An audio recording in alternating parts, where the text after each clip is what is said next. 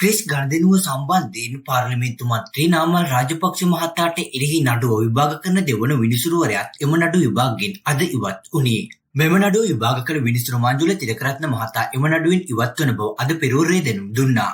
ඉන් අනතුරුව එම නඩුව මහාධිකරණ විනිසුරු සුජීව නිශාංක මහතා ඉදිරියේ කැඳවනු ලැබීය. විනිසුරු සුජීව නිශාංක මහතා අද සඳහන් කළේ තමන් මෙම නඩුව විභාගයෙන් ඉවත් වන බවයි. ඒ අනුව මෙම නඩුවට සුදුසු විනිසුරුවරයෙක් නම් කිරීම සඳහා එය මේ මාස 21 වනදා කොළඹ ප්‍රධාන මහාධිකරණ විනිසුරු ආදිත්‍ය පටබැඳිගේ මහතා ඉදිරියේ කැඳවන ලෙසත් නියෝග කෙරුණා.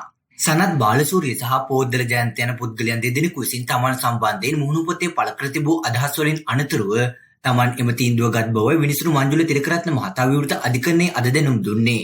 ඉන් අනතුරුවයි එම නඩුව මහාධිකරණ විනිසුරු සුජීව නිශාංක මහතා ඉදිරියේ කැඳවනු ලැබුවේ. විනිසුරු සුජීව නිශාංක මහතා අද සඳහන් කළේ තමන් මෙම නඩුව විභාගයෙන් ඉවත් වන බවයි.